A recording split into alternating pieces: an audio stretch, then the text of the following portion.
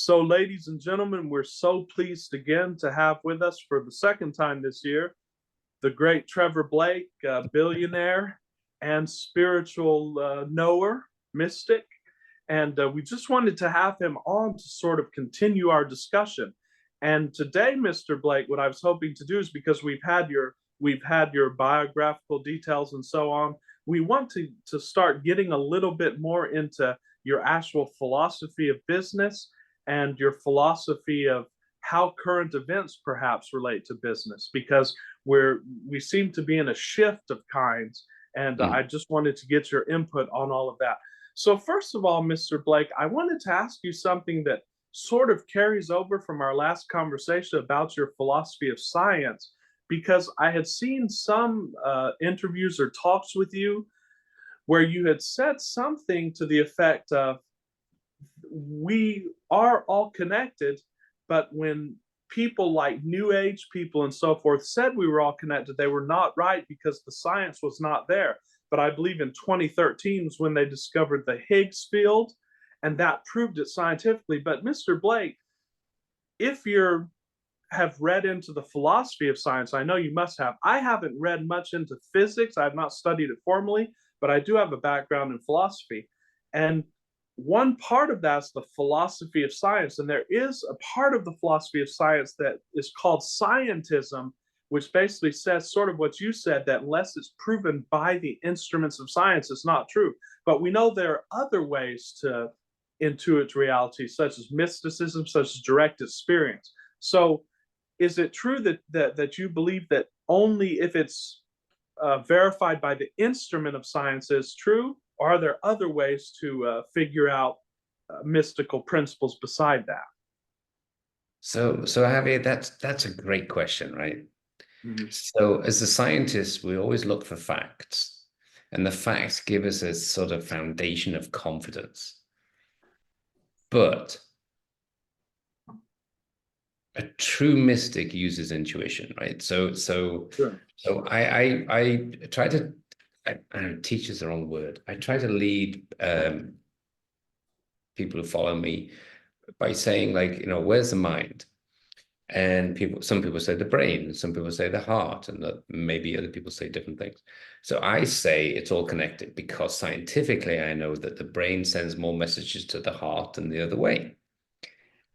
Sorry, the heart sends more messages to the brain than the other way. So the brain is like the weakest link in what I call the torso wand. And the solar plexus sends more messages to the heart and the brain than the other way around. So you have this kind of like saber through the center of our soul. And when we can tap into that, then we can use science and facts, but also intuition and feeling, and we can make really good decisions. So for me,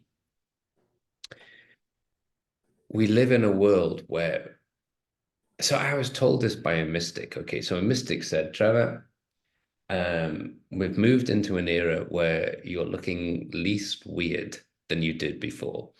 And what he was trying to tell me was that a time has come whereby science and spirituality have come together. They've mixed. They're like together, like beautiful, like ingredients in a beautiful recipe.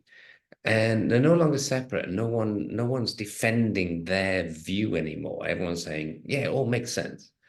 And there's great people out there who are making this become a reality. Even crazy people like Elon Musk is mixing, he's a physicist, he's mixing science with innovation, with spirit.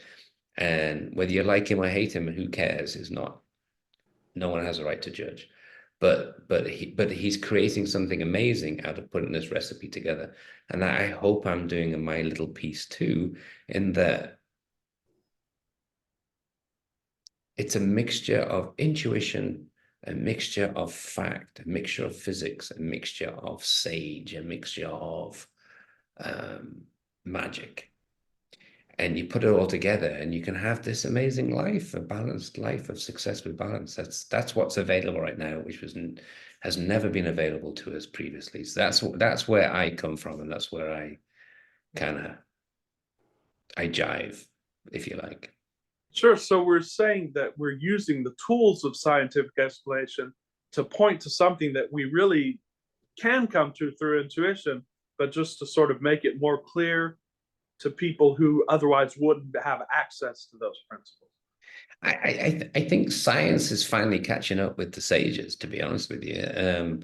I'm a scientist, so I'm delighted that finally what I've been taught now makes sense because of what my mum told me. My mum wasn't a scientist. My mum was just a mum. And she would say, you know, behave this way, think this way. And I would say, okay, it makes sense because she's a mum. And now I have the science to back it up. And I think that's very powerful to match the two. So I just think we live in this amazing time. I hope enough people understand how amazing it is. It is a very incredible thing. So just pivoting on that, I wanted to go a little bit into your business model. And of course, your book about the successful startup and so on has a lot of these principles. But I just wanted to have a basic model for those of you who have maybe never heard of it before. What is the hub model, Mr. Blake?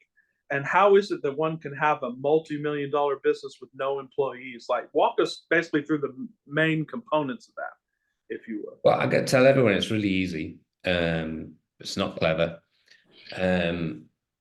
So I came from the corporate world and a hierarchical corporate world. You know, I worked for companies like 3M and Biogen, and you know, they were hierarchies. They were like kingdoms. Like, there's a king and there's a queen, and they would call themselves CEO and CFO, right? They could be male or female, or both male or both female, doesn't matter. But they were the kings and queens. And from them descends the vice president, executive vice presidents, then the vice presidents, then the directors, then the associate directors, then the managers, then the whatever you wear in the bottom of the feeding pool. Those days are gone, right? That was the old energy. That's what we call masculine energy, and in physics. And so that's gone. That hierarchy doesn't exist anymore. So we live in a world of more of a flat business. And in the flat business, there's no supervision anymore. There's no ego. There's no place for I am the boss. There's no place for I'm the worker. There's a requirement for what would have been previously the worker to step up and say, I can contribute. And there's a place for what would have been the boss previously to say, I need to listen to the contribution. Well, certainly that old energy is still there, no? Say again? Like, there are certainly still big businesses like Walmart, like McDonald's, that are in that old energy. But what you're saying is that is going away, not necessarily that it's not still there now. They're dead. They're dead. So look around. What happened to Sears? What happened to Border Books? What happened to Blockbuster? What happened to Circuit City? All hierarchies, all dead. The world doesn't have a place for these places. So a Walmart or a 3M can still exist in this world for now because they can get away with it. They have so much cash, but they won't last. And so we're moving from a centralized world to a decentralized world, thank goodness. And a different type of corporate structure is required for that. And it's happening all the while. So if anyone, you know, listens to me and says, yeah, what the hell do you know? You're just Trevor G. Blake. Then read Elon Musk's biography. Sure. We discussed that in the last interview. Here's a guy who gets it. Here's a guy, and whether you like him or hate him doesn't matter. Who cares? I mean, who has a right to judge? But here's a guy who doesn't pay homage to the king and queen anymore. And here's a guy who says, I can make this happen. Me, one person can make this happen. And that's the new world. That's the world we live in. And so for me, the hub model is, so I've had to change my whole attitude, my whole life to fit the hub model. So I was in the hierarchical world and I was supervisory in mentality. You know, I had people that I thought I ruled. I thought I was a nice ruler, but I ruled them. And they gave me information and I filtered it up because I wanted to make myself look good in front of the person who I worked for. And that all changes. And so the hub model becomes a group of people come together.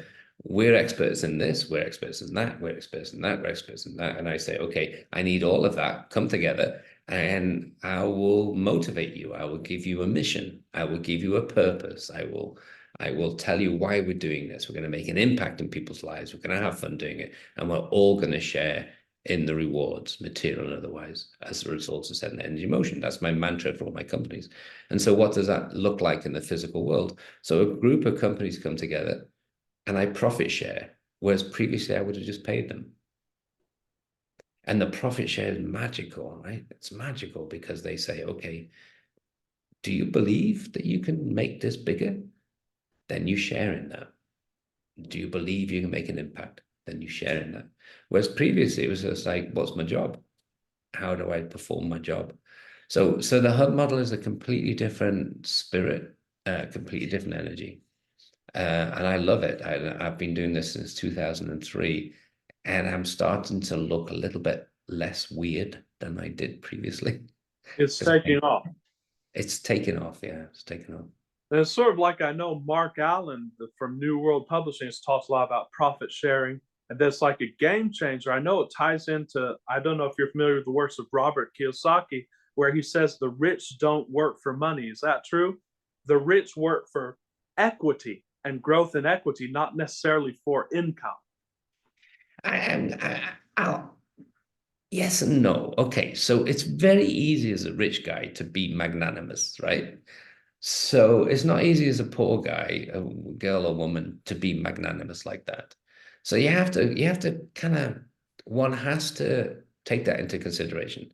So I know Mark actually, because Yeah. my book was published by New World Library, Secrets to a Successful Startup. And I got to know him because of that. And so my literary agent, Mathis Jones, I think had some kind of relationship with Mark. So from writing a book and sending it to a publisher and hoping to get it published, I actually got to know Mark quite well. He's going to be a guest on one of my mastermind meetings. I think in August. I think he's going to be a guest. Wow. And so I've done really well. And the most laid back guy. Success with ease is his mantra. Uh, Exactly.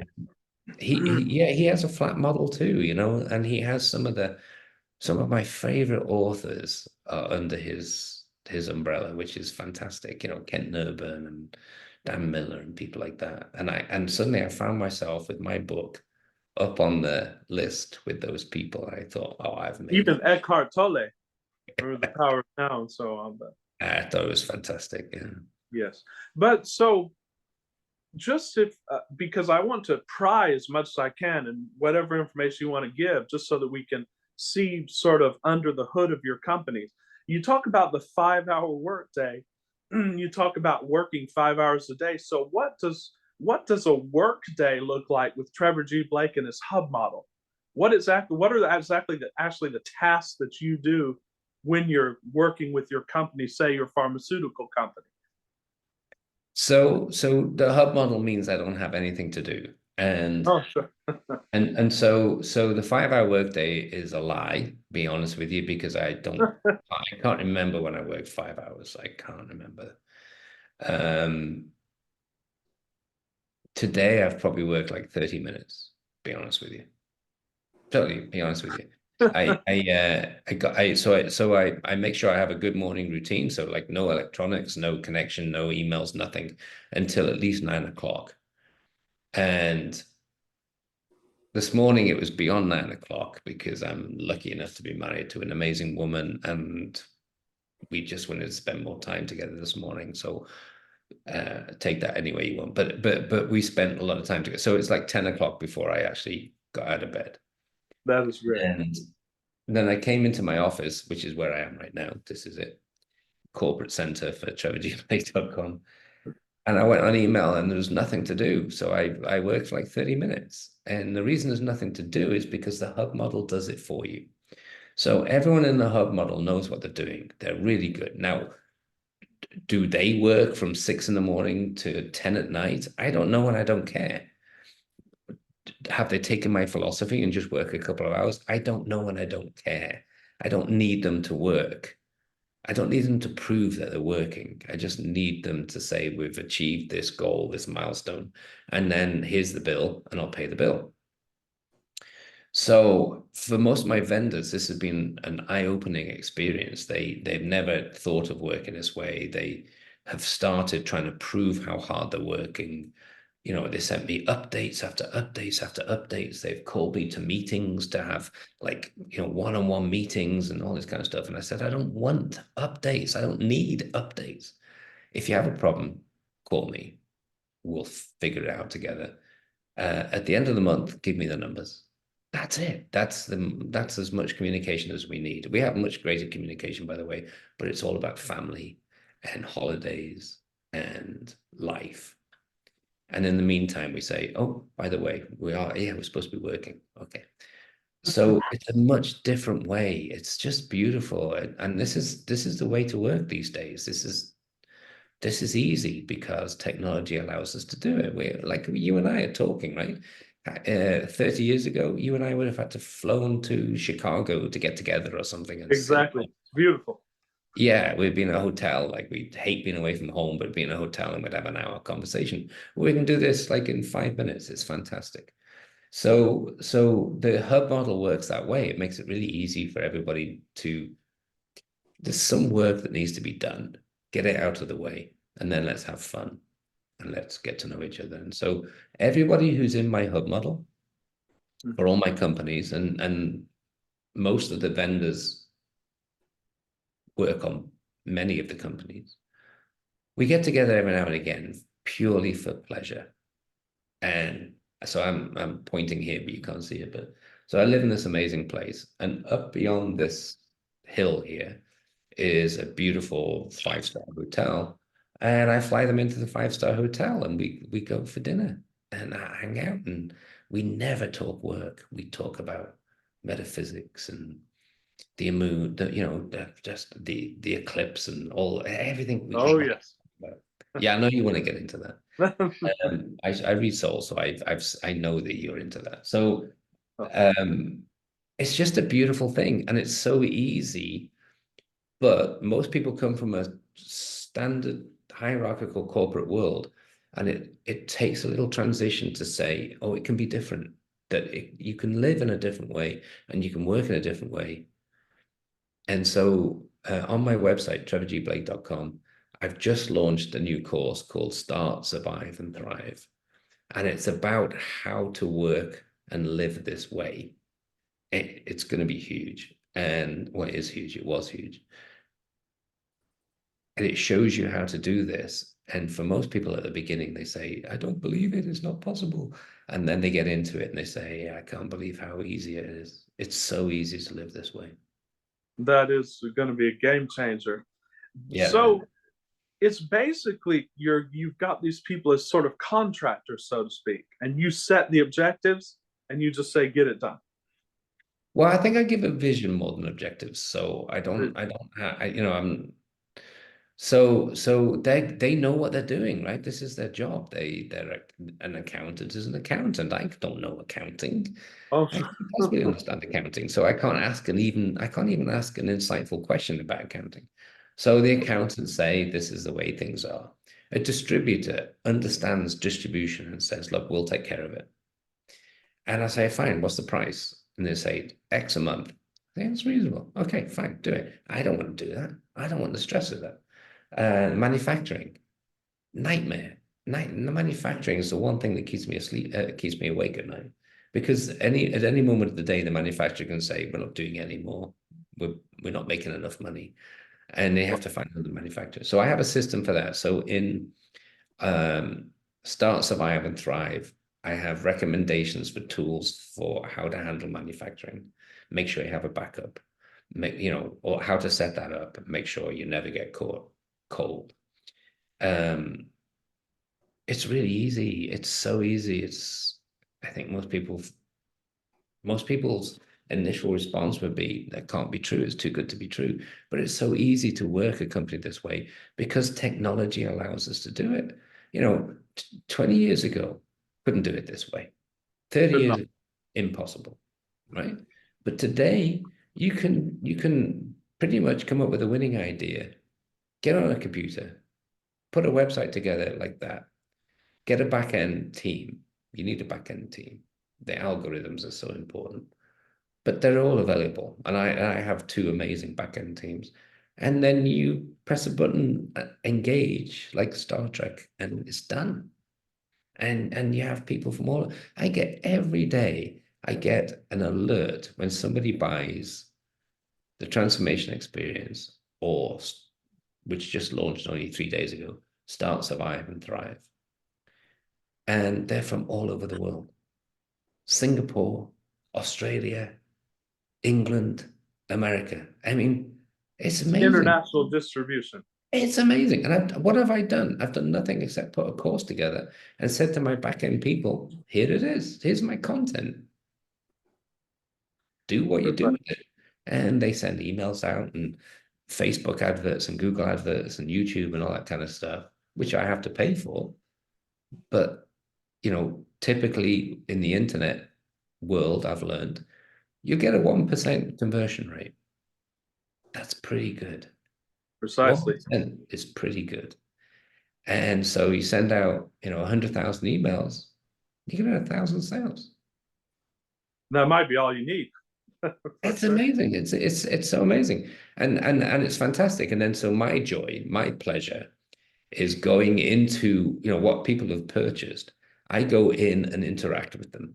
And I have so much fun because they're learning, right? They're going through the transformation experience. And so they're learning how to play with energy, how to set intentions, how to do this kind of thing. And it's not easy, right? You need a helping hand. And so my pleasure is I provide the helping hand. And what an amazing life. So I spend an hour a day doing that. And that's my work. That's my life. I spend an hour a day going into my courses, talking to people, saying, good for doing that. Thank you for the question. Here's the answer. And that's it. That's a multi-million-dollar business.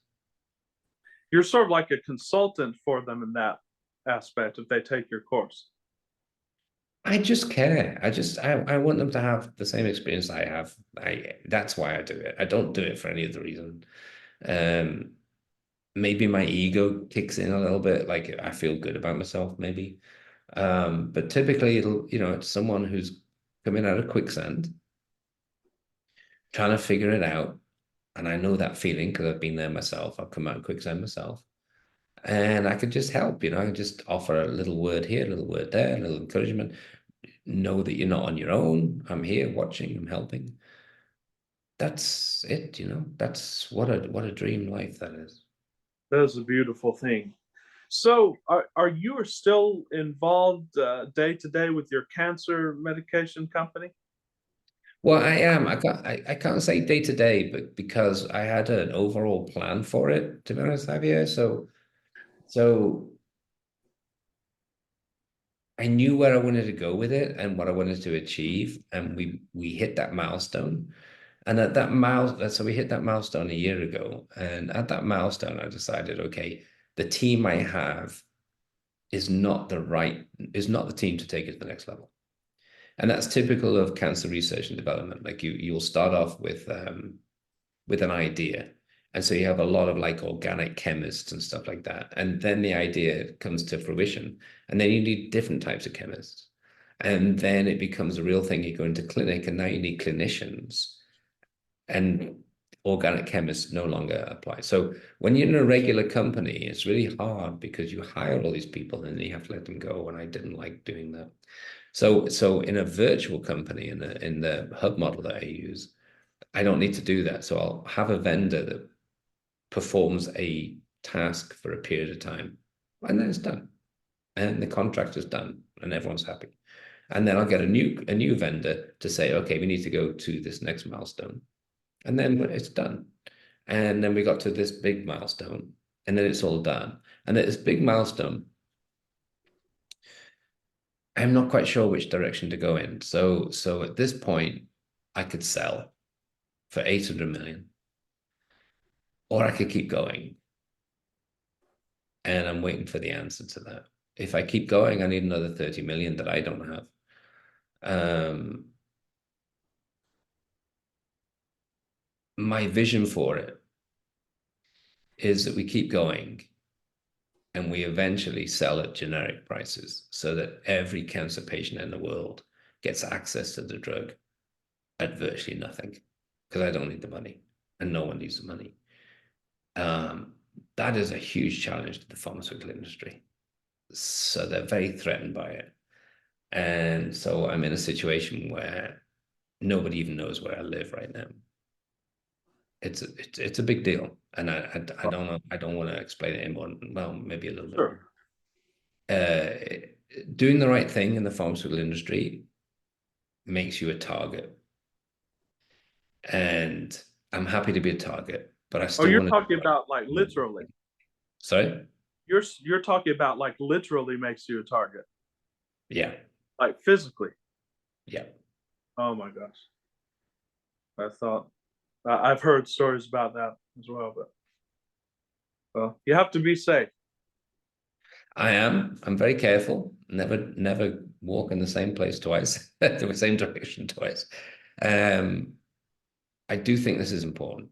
So it's really, really important to produce a drug that can help with cancer patients, especially the really difficult cancer patients like colon cancer, pancreatic cancer, for which there's no hope right now, and provide hope with no side effects at cost plus 20%, which means the innovative drugs that we've created, and the we here is me and one other person, and I don't want to give his name out because I don't want to put him under threat, but an amazing Chinese doctor who I met in 2003, actually 2001.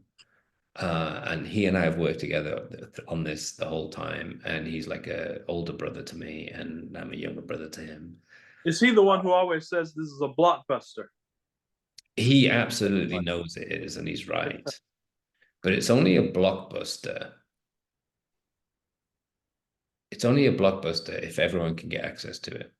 If this gets into the hands of a Pfizer or a Seattle Genetics or something like that, it'll be $400,000 a treatment. Of course. That's not what I want. I would be so ashamed of that. So I want it to be available to everybody at basically generic prices. So basically everyone gets it. Every insurance company can pay for it because it's cheap. So cost plus 20%. And I know it's not going to cost a lot to make. It's very simple to make. It's 4 steps. And so that's what I want. And I've put it out into the universe, and I'm waiting for the right people to show up to make that happen. And no doubt that will, whatever's for the best of humanity will happen. But that is amazing. I'm glad that we were able to talk about this because something I didn't know the whole story of, but it's incredible how you're in this for humanity. You're not in this for necessarily gain. So that's a beautiful thing. No, I follow my mum's advice. My mum said, do the right thing no matter what, no matter how much it costs you. She told me that over and over when I was a kid. And it's kind of been a candle in my light, in my life. So yeah, do the right thing. This is the right thing to do. This is an amazing invention. I can claim no credit for it. It's completely down to this guy.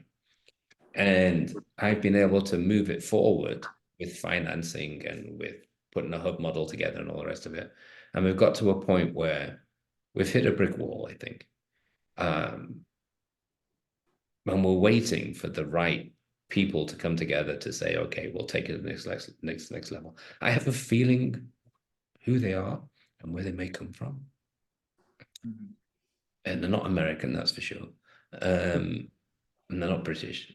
I have a feeling it might be an Indian company, and a company that can say, okay, we get this. You want to make this available to everybody. We can make this happen. So that's where I am right now, this thing. It's an $800 million company, but by the time I figured this out, the company was worth 0. And that's the most beautiful thing to have been involved in my whole life. That's very beautiful. And do you think that with the coming into power, you talked about India, it's interesting because I was going to talk about the BRICS, Brazil, Russia, India, China.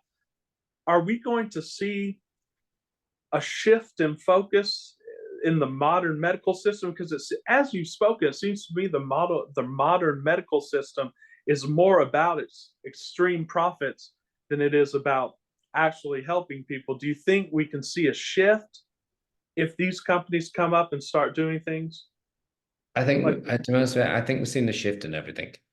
It's So, I grew up in a village-centric life mentality.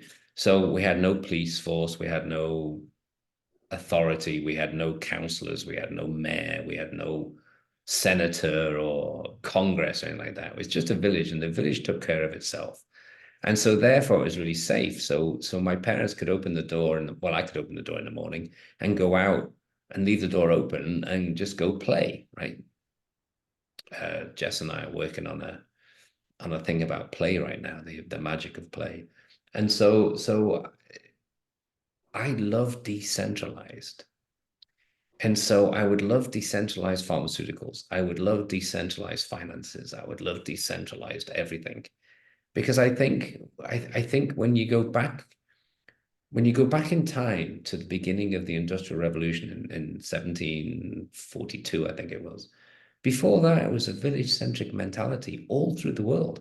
And the villagers took care of themselves. There was no police force. There was no authority. There was a lord of the manor, maybe, who owned the land. But there They were was no, essentially city states.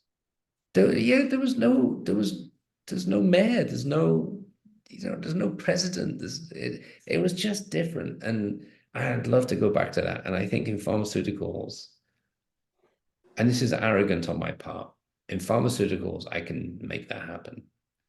And that's what I'm planning to do. And if anyone's listening to this who can help me do it, please help me do it. Yes. It's very risky, but help me do it. So beautiful. And just shifting gears here to because of the time and so on. Mr. Blake, do you invest in stocks and bonds or any of the other sort of investments that are out there, or solely in your own businesses? No, I don't. I don't invest in stocks. I don't understand them, to be honest. And honestly, I feel that they're traded by emotion, Sure. and so it's very hard to predict. And I'm not good at that. I have invested in cryptocurrencies since 2016. I tried to invest in cryptocurrencies at 2010. And unfortunately, in those days, I wasn't going to put a lot in it. I'd sold Qual Medical. I'd sold my first company. I had money to put places, and I thought, okay, I'll do this, I'll do that, buy some art, buy a car, do all this kind of stuff. And I wanted to do cryptocurrencies too. So I wanted to buy Bitcoin. But in order to buy it, I had to go onto the dark web. So I set up an account on Tor and all that, TOR and all that kind of stuff. And I'm not kidding. In order to get Bitcoin, I had to meet a guy in the town with codes inside a newspaper. And I thought, this doesn't feel right. I can't do this. And I didn't do it. At that time, Bitcoin was about 30 cents. Had I done it, that would have been today 6.5 billion. Yes. Yeah. So I messed up basically because my intuition said do it. My analytical brain said this is weird, don't do it. And I regret that. So it was really, really, really hard to go back into cryptocurrencies when they're at 2000. It took huge courage for me to come back years later and say, I still believe in this. I still think I'd like decentralized finance. And so I think this has merit. I think it's going to go somewhere. But I could have got in at like 30, 40, 50 cents or something. But you got in at 2000 $2,000. already. That takes, excuse my French, but that takes balls, right? Indeed. You have to believe in something at that point. So I got back in at 2000. Okay, so here we are. It's probably going to hit 85 to 90,000, I think.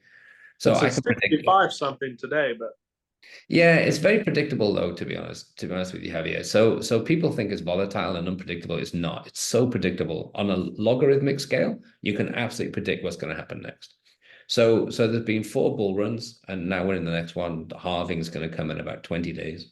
That's right. Always happens around the halving. No one understands halving unless you. So what I did as I went to school, I studied and studied and studied. And I learned about blockchain and I learned about, I mean, I went back to school and taught myself for months and months and months so that I felt like I understood enough to make good decisions. So when I got back in, obviously I'm very happy because I got back into Bitcoin. I got into Ethereum at I think $300 and sold it at 4,200. Got into Bitcoin at 2,000, sold it at 69,000 or 67,000 it was. So I'm a happy guy because of that. But you always know it's so predictable.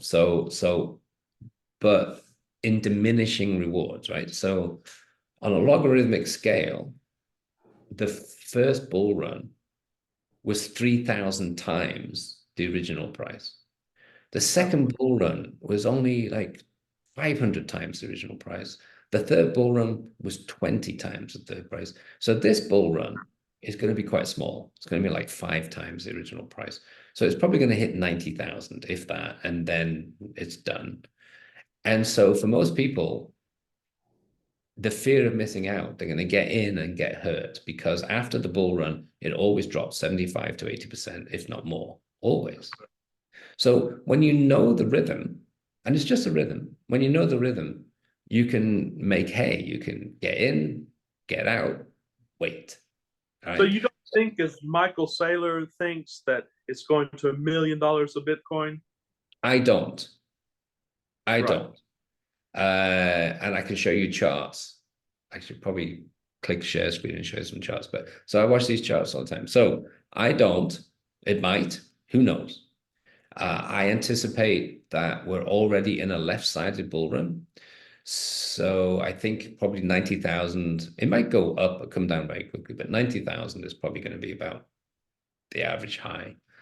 And that's fine. And that's great.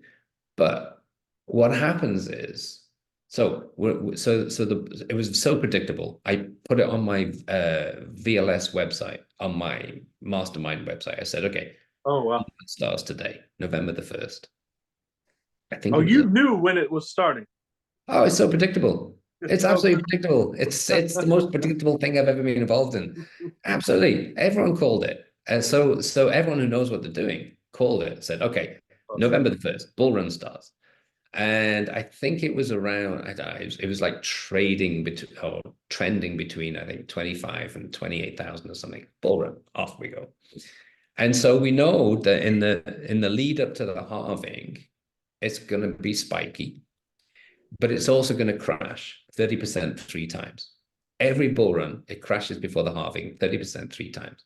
So we know that. It's just done it so the is this second. the time to sell again? Would you think? Well, if you want to Not trade, giving investment. why put that stress on yourself? Why stress? Yeah, Oh, why just try leave to it. time it? Just like get in, let it go, hyperbolic or parabolic, get out. So here's the prediction, and you can come back to this in April 2025, and you can say, okay, we're going to interview Trevor again because he nailed it. Okay. First, So it's a bull run. So it will correct 3 times before the halving.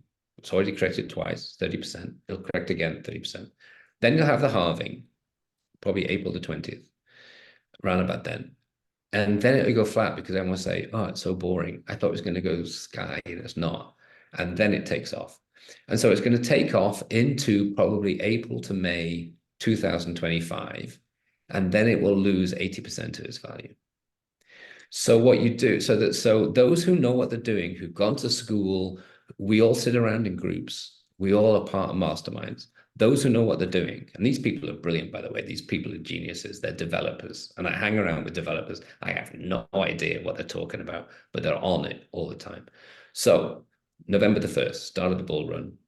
It's going to do that, but upwards, and then April, May 2025, it's going to lose 75 to 90% of its value. You sit out for a year and then you go back in and you do it again. I've done that 4 times. I'm doing it for the 5th time. And so the way to do it is so Bitcoin is a leader, but Bitcoin is a currency. And most people don't even understand that. So it's a currency. Ethereum is a technology. It's not a currency. And so all of these crazy people come in and say, oh, if Bitcoin goes up, Ethereum's going to go up. And drop into Ethereum without understanding it at all. They've never even read the white paper. They don't know what it is. Different principles. It's a Lego base, right? So you build on Ethereum. So every now and again, I come across an amazing opportunity, and I've come across one recently, and so I'm going to ride this one through the bull run. It's an altcoin. It's magically put together by brilliant minds. And so I'll run that one through the bull run because I'm not interested in Bitcoin anymore, because all Bitcoin's going to do is double or triple. Who cares about that? You want something that's going to do 5,000x or 10,000x. And Absolutely. to know what this one is, you have to join my VLS. And Oh, sure. And then we'll. I told my VLS, half of them invested. They're very happy people. Most of them turned like 10,000 into 2 million within 2 weeks. So there are these opportunities that exist in the bull run, but only in the bull run. And then it stops. And then the secret is to have the courage and the maturity to convert to like an Ethereum yield coin or something like that, and just step out until the next one comes along, which will be in 2027, I think. So we have more opportunities. But so shifting gears here to the issue of, I wanted to ask you about this issue because I've read in a lot of your books about, and this sort of ties in with crypto as well, but current events and reading the news, and that can of course have a negative effect upon your energy. And yet you recommend in one of your books, I believe it was John Pilger, who was a great Nobel Prize winning journalist. And if you go to the right sources of journalism, in my opinion, it can be a help, and it can actually be exciting, and it can help you make rational business decisions. To what extent do you look at current events and make decisions based on those for your business? And to what extent do you sort of ignore it? Okay, so great question, Javier. As always, you're really good at questions. So John Pilger's not with us anymore, by the way. He's Certainly. unfortunately deceased. Um,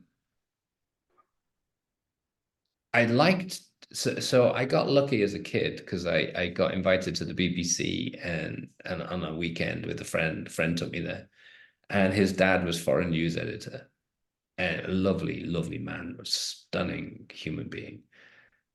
But I saw how ridiculous the whole thing was, like the news that's put out there. Like they were just partying, they were just making it up. And I realized that it's all false. Like, and they were looking at the videos before the news went. 9 o'clock news, BBC 9 o'clock news, and I was in the BBC studios at probably about 11 in the morning, and I watched them put this thing together. And my parents lived on the BBC 9 o'clock news, and thought it was just, it's the BBC, it's neutral. Of course, they're not going to be propaganda. Of course, it's genuine, all the rest of it. And I watched how they put the news together, and I thought, oh my God, this is sad. This is so sad. They just wanted to party, and they would put anything together that made good video, that made good eye-watching, eye candy. And I watched the news go out, and I was stood behind the camera that had the cue card that the newsreader read. And at the end of the news, they gave me this. It was a silver paper with the words on it. It was amazing. And I couldn't wait to call my parents and say, did you watch 9 o'clock news? And of course, they always watch 9 o'clock news. And then I could say, I was there. I was behind the camera. And they couldn't compute that. Every single thing that we watch on the internet, on the news, on the TV, is tainted by a bias of some description. And so I don't. So I do podcasts, and that's it.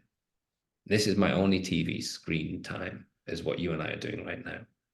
And Jess and I, the last 3 nights, we've just been sat on the sofa just with legs either side of each other, just talking. And so that's kind of what we do and how we live. I know I'm not answering your question, but I know that somebody in your sphere needs to hear this, and that's why it's coming out. So it's really important to put aside the images in front of us and to actually live in the moment. It's so, so, so important. That's how I can remain neutral and analytical with cryptocurrencies. That's how I can remain neutral and analytical with spiritual matters or with the transformation experience.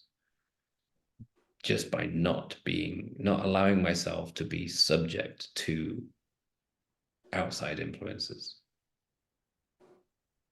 That is powerful, being completely in the present. And so questions about whether this we're going into an international conflict with this thing that happened with Syria and Iran, these are not even questions that you would really spend time on. Well, what's changed?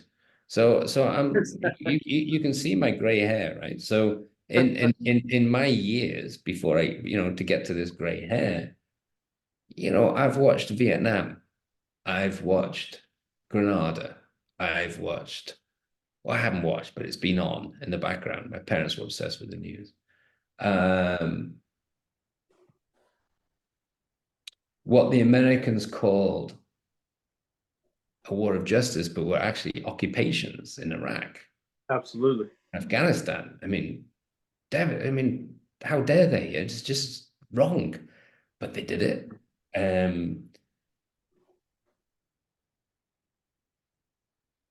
Britain and the Suez in Egypt. The remnants of the British Empire. China and Hong Kong, China and Taiwan. I've seen it all.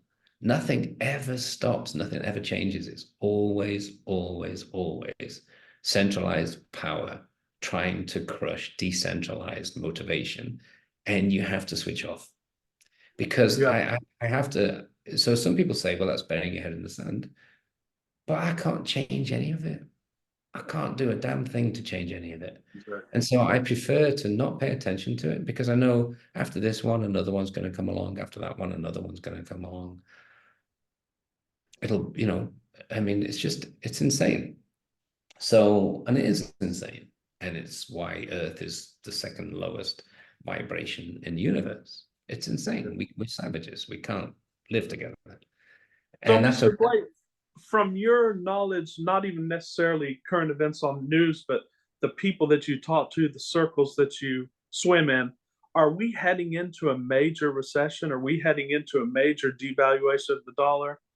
Things like this? No. When I first came to America in 1994, the sales training manager who shook my hand and said, welcome to 3M in Minnesota, told me that the dollar was dead. And I've chosen a really bad time to come to America. 1994. It seems to have held up pretty well during that time, right? And I think it's going to hold up pretty well for a long, long, long time. Now, recessions, what's a recession? Everything in the universe is made of energy. Everything, including stock markets, including finances, including life, including sex, including relationships. Everything's vibration. It's up and down and up and down and up and down. And so that's all a recession is. It's up and down. And if you look at the Dow 100, half of those companies were started in a recession. You do not let a recession stop you doing anything. In fact, a recession is a really good time to start because supply is plentiful, right? Whereas if everything's going great, I've had this situation where I've started a company and everything's going great, and no one wanted to hear me, and they say like, we're not interested. You're too small. You're starting out. We don't care. And then a recession hits, and then it's like, oh, do come in. Can we make you a cup of tea? Can we help you in any way? It was the complete opposite, just because the world had gone this way instead of that way.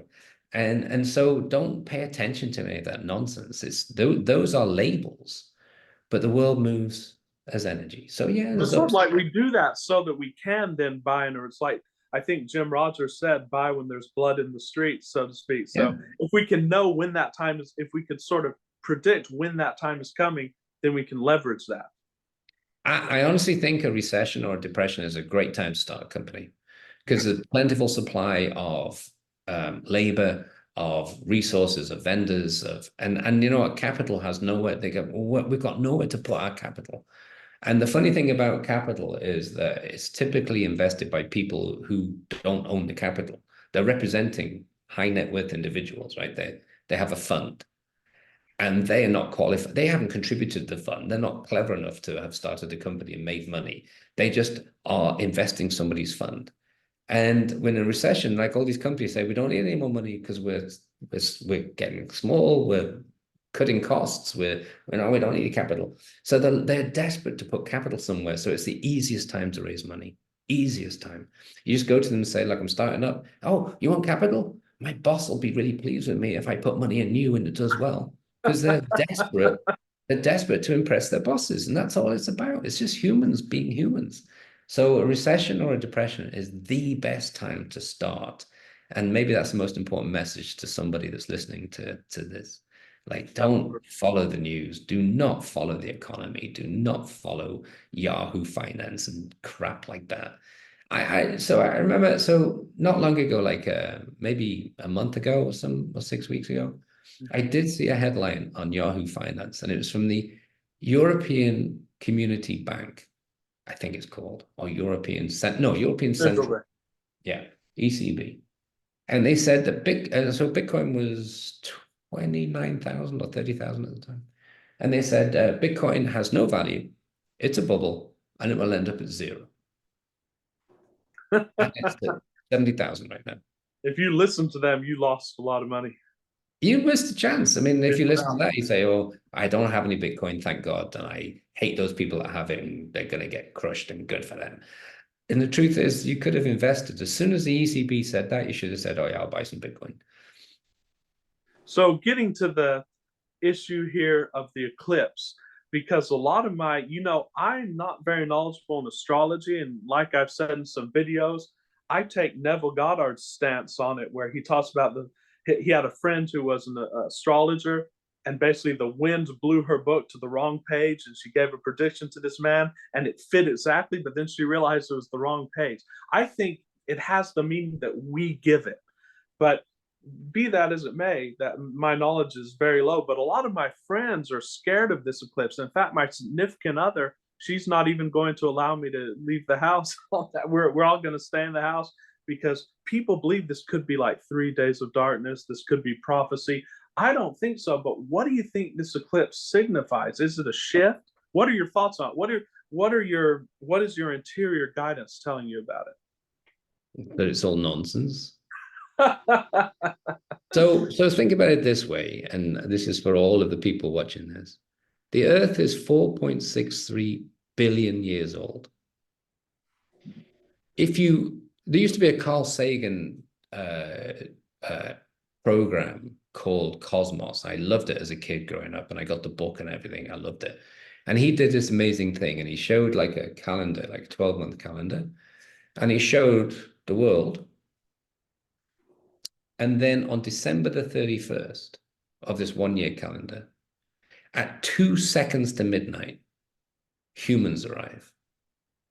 Well, that's how small we are and how little time we've spent here. And yet we seem to think that the eclipse is for us, that it's going to influence us because we're so damn important.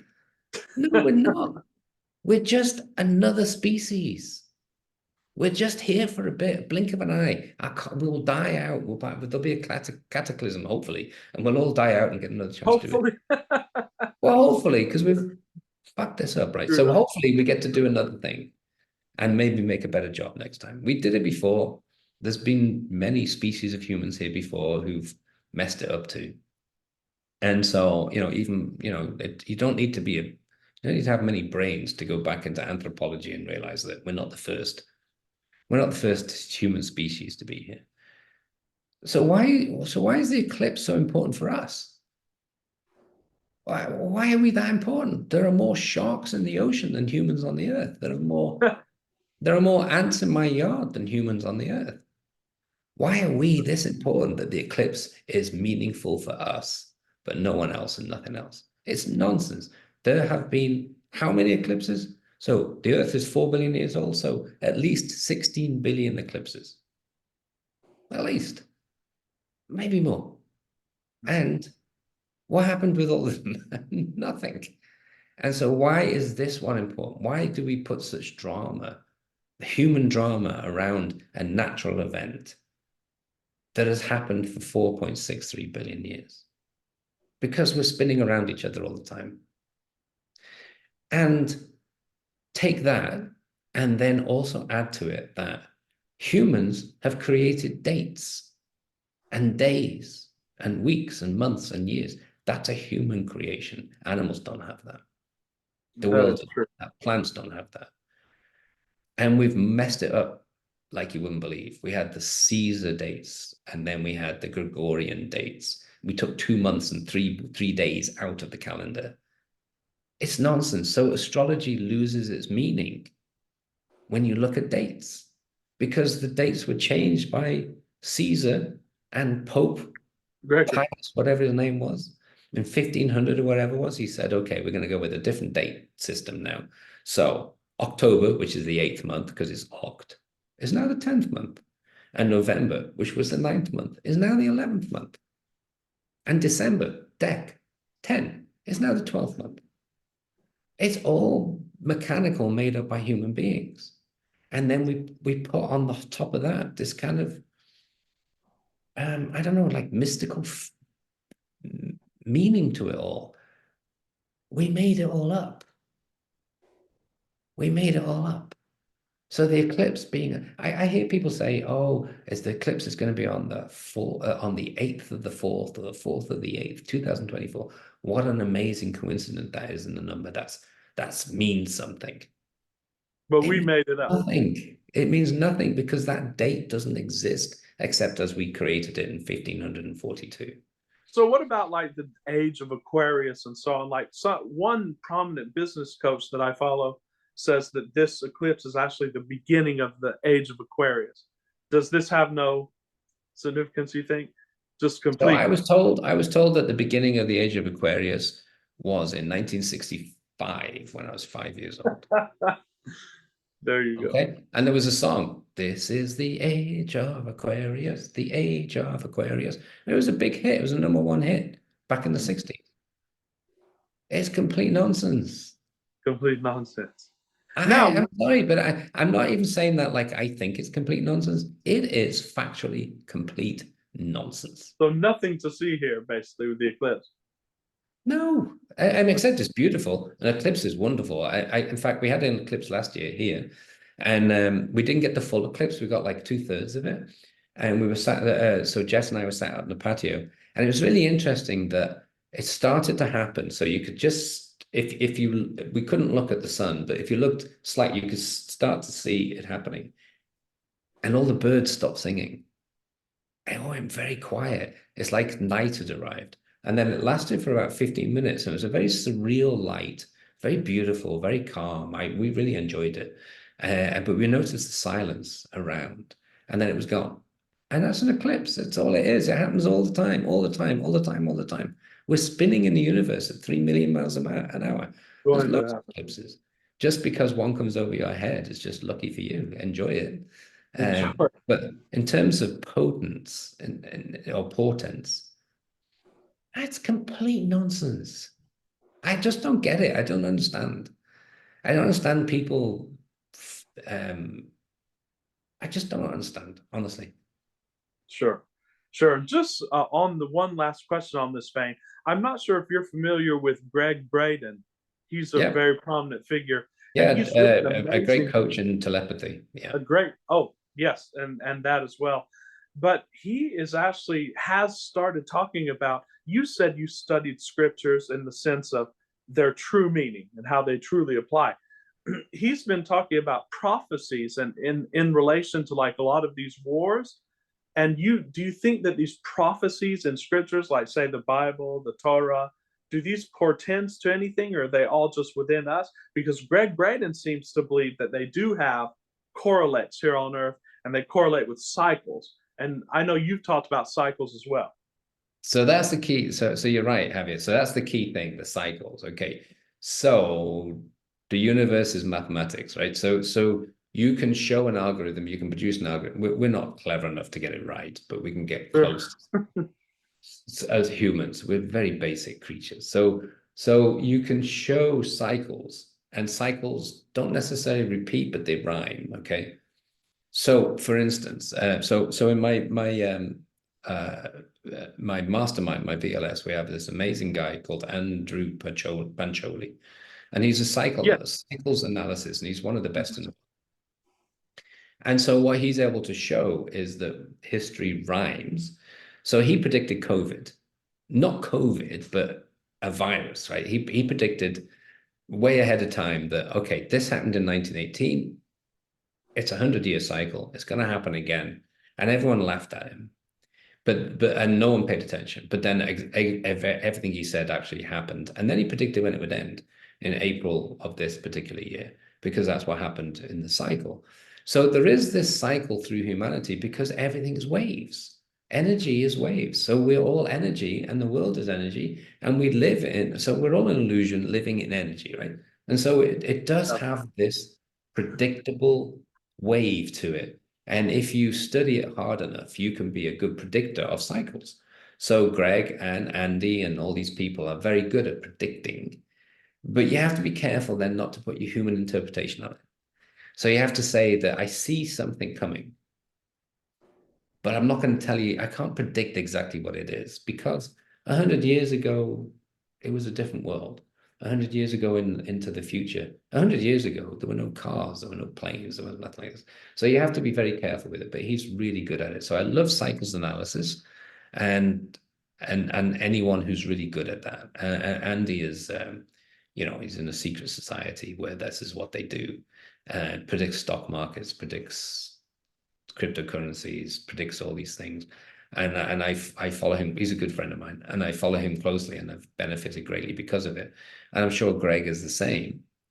But I don't necessarily believe in the, this is the golden era or this is the dark era or any of those things. I think everything just flows, and there's a gap. No, so you can measure that wave. And in some cases, it's 20 years. In some cases, it's 50. In some cases, it's 100. So I use it a lot. And there's a saying that millionaires don't care about numerology or cycles, but billionaires do. Billionaires do. In that vein, I believe you said that when you talk to any billionaires, they all want to talk about magic and mysticism. That's it. That's it. Yeah, that's all we talk about. That's all anyone talks about. There's no point talking about anything else. We love it. And we're all trying to be better at it. We're all trying to grow and be more magical and be able to predict better and be able to create more and make a bigger impact. I've never met a successful person in any endeavor, entrepreneurism or healthcare or healing or mediumship or whatever it may be. I've never met anybody who really cared what they did or cared about what they do, who wanted anything but to make an impact, a bigger impact, a better, older impact. And the rest of it is just side effects. Like money is side effect, relationships are a side effect. One just tries to make the biggest impact one can while we're here, because it's such a short. To have it means something. Mr. Blake, it's been an amazing conversation. I love having you on, and I hope we can do it again. Thank you for your insights and your wisdom. Is there any last parting words you'd like to give to our subscribers? Maybe some people are still thinking about the eclipse. I don't have any wisdom, but I do connect. So thank you. So whoever you're thanking, it's not me, it's something or someone else. I would tell people just don't fall for the propaganda. And if you're the sort of person that goes on the internet and somebody says the eclipse means X or Y, don't fall for that. Just use your brain and your torso wand. Torso is there. Brain, heart, solar plexus. Use your torso wand. And that will lead you to your intuition to say, okay, this is really not that important. And you know what? When the eclipse is over, I have to go shopping anyway. Get some food for tonight. So, right? I mean, it's just it. It's like the nonsense. Nonsense. Well, thank you, Mr. Blake. And we'll see you next time. Thank you, Abby. Appreciate it.